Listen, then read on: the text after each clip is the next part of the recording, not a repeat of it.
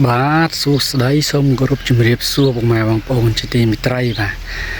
នេះគឺជាសិស្សប្អូនរបស់វីរៈបរោះធនជីបាទដែលរៀងមកពីកំសៃទៅគឺ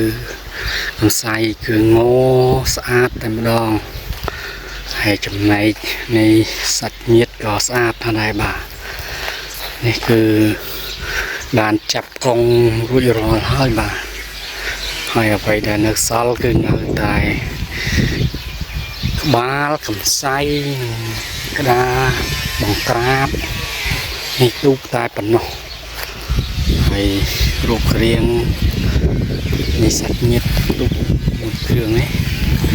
ទឹកម៉ែបានឃើញបានបើករួចរាល់ហើយរងចាំតែបំពាក់ក្បាលកំសៃជាមួយនឹងក្តារបង្ក្រាបគឺរាល់ 100% សម្រាប់ម៉ែបងប្អូននៅវត្ត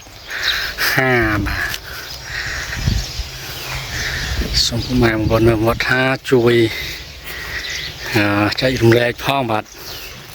ទុកម៉ែបងប្អូនបាទគឺសាច់ឈើស្អាតណាស់បាទអត់មានប្រេះអត់មានបាក់បែករហែកខ្លីណាទេសាច់ឈើគឺស្រស់ស្អាតរលោងរលើបខាត់រួចហើយបាទមកគាត់ឃើញស្អាតហើយខ្ញុំក៏តែងតែឧស្សាហ៍នៅ review នៃទូកមួយគ្រឿងនេះដែរបាទដោយសារតែស្រឡាញ់នៃសាច់ឈើពេកបាទឈើនឹងស្អាតខ្លាំងហើយម៉ែបងប្អូនខ្លះគាត់បានខមមិនថាស្ដើងសាច់ឈើស្ដើងបាទមិនស្ដើងទេបាទម៉ែបងប្អូនមើលទៅបាទ5 6 ហ៊ុនហើយបាទអត់ស្ដើងទេសាច់ឈើមួយគ្រឿងនេះបាទ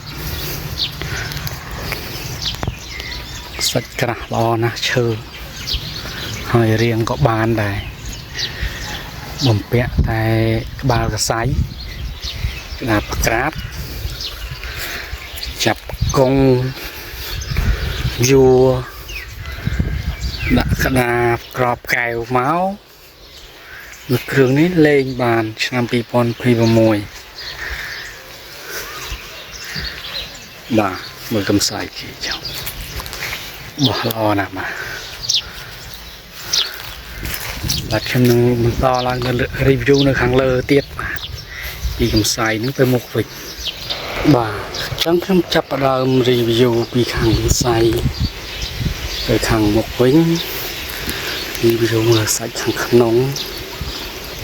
បាទគឺមានសភាពស្រស់ស្អាតខ្លាំងឈើមួយគ្រឿង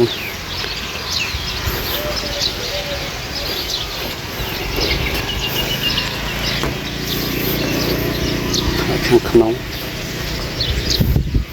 សាច់គឺរលោងបាត់គឺបើកបានស្អាត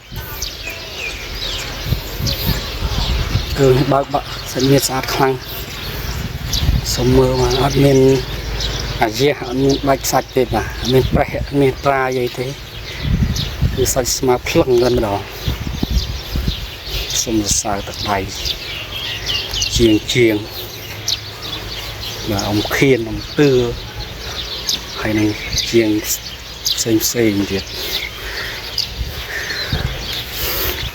មានជាងធំបាទទូកស្អាតទូកគ្រឿងនេះ